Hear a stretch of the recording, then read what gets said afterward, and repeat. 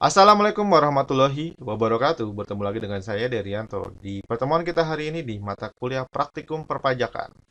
Untuk lebih jelasnya bisa kita lanjutkan. Nah, untuk pertemuan hari ini kita akan membahas tentang pajak berganda.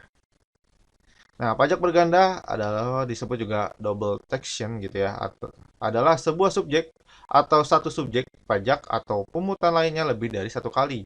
Bila pembebanan pajak atau pungutan lainnya lebih dari dua kali disebut juga multiple taxing.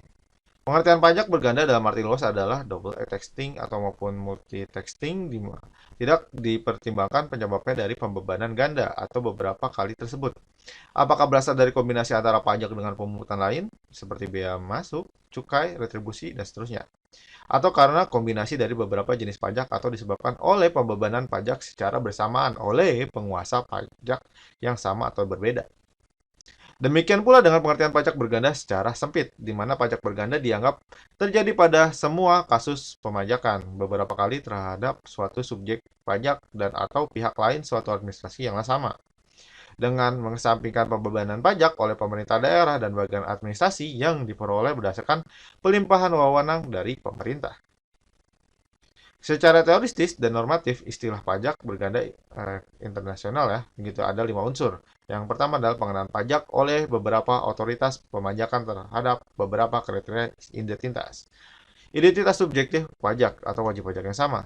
Identitas objektif pajak, objek pajak yang sama. Identitas masa pajak dan identitas yaitu kesamaan pajak itu sendiri. Knekel dalam bukunya yang berjudul Basic Problem in International Fiscal Law ya kurang lebih diguna dia gitu ya di jurnalnya di tahun 1996 dia dijelaskan ya di halaman 58 membagi pajak berganda internasional menjadi 3 tipe yaitu pajak berganda internasional faktual dan potensial, itu juga pajak berganda internasional juridis dan ekonomis dan pajak berganda internasional langsung dan tidak langsung. Nah, untuk pencegahan pajak berganda internasional kurang lebih adalah pencegahan melalui undang-undang. Nah, lanjutnya adalah pencegahan melalui perjanjian perpajakan. Pencegahan melalui undang-undang adalah terhadap wajib pajak dalam negeri. Artinya, penghasilan sebagai objek pajak adalah seluruh penghasilan baik yang diterima dan diperoleh dari luar negeri dan dari dalam negeri. Sedangkan atas penghasilan yang diterima atau diperoleh dari luar negeri, dimungkinkan telah dikenakan pajak penghasilan di negara sumber dalam hal atas penghasilan dari luar negeri, termasuk sumber pemungutan pajak penghasilan di negeri sumber. Hal ini terjadi pajak berganda sebagaimana dikemukakan di atas. Nah, untuk pencegahan melalui perjanjian perpajakan, pencegahan dapat dilakukan dengan mengadakan perjanjian dengan negara lain secara langsung, misalnya perjanjian bilateral. Tetapi juga dapat dilakukan dengan banyak negara yang bersangkutan, tetapi dapat juga dilakukan dengan banyak negara yang mengatur sendiri untuk menghindari pajak berganda melalui perundang-undangan perpajakan sebagaimana dikemukakan pada butir yang disebut juga unilateral.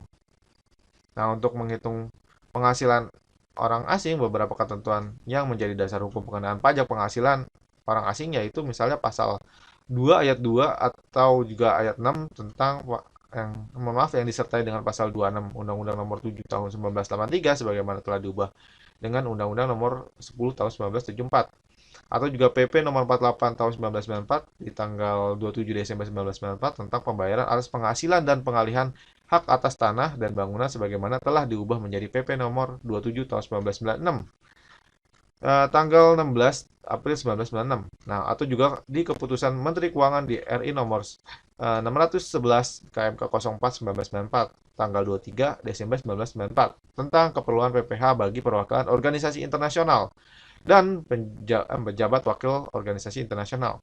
Itu juga terkait dengan keputusan Menteri Keuangan RI nomor 649 KMK 04 1994 tanggal 29 Desember 1994 tentang organisasi internasional yang tidak berkewajiban memotong PPh pasal 21 dan pasal 26 ayat 1 huruf D.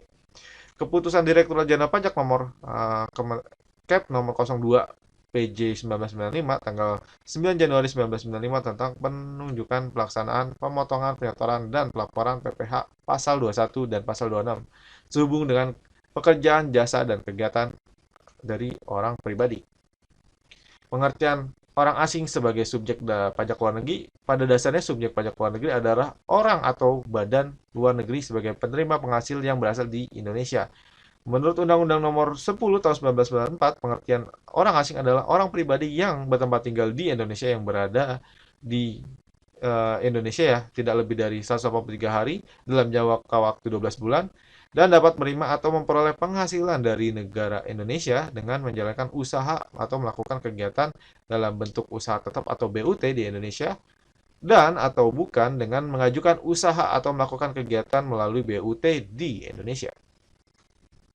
Dasar pengenaan pajak yaitu dasar pengenaan pajak merupakan salah satu hal yang membedakan perlakuan PPN bagi wajib pajak dalam negeri dan orang asing terhadap wajib pajak dalam negeri secara umum dikenakan PPh berdasarkan atas penghasilan neto yang diterima atau diperoleh, yaitu besaran penghasilan setelah dikurangi dengan biaya-biaya yang boleh dikurangi berdasarkan ketentuan peraturan perundang-undangan perpajakan.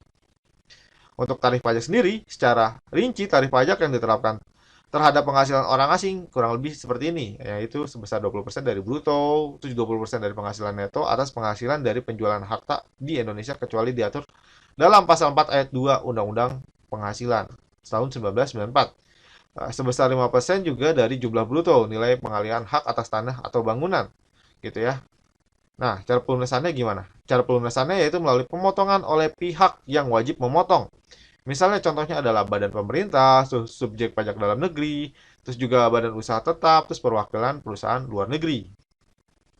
Pelakuan terhadap wajib pajak luar negeri yang berubah status menjadi wajib pajak luar negeri. Apabila terjadinya status tersebut, gitu, maka pengenaan pajak diatur dalam PPh pasal 26 yang telah dipotong yang semuanya bersifat final menjadi tidak bersifat final, gitu ya.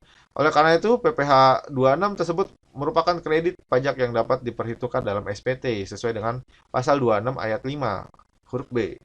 Terus juga ada perubahan status terjadinya dan semua kejadian wajib pajak luar negeri berubah menjadi wajib pajak dalam negeri.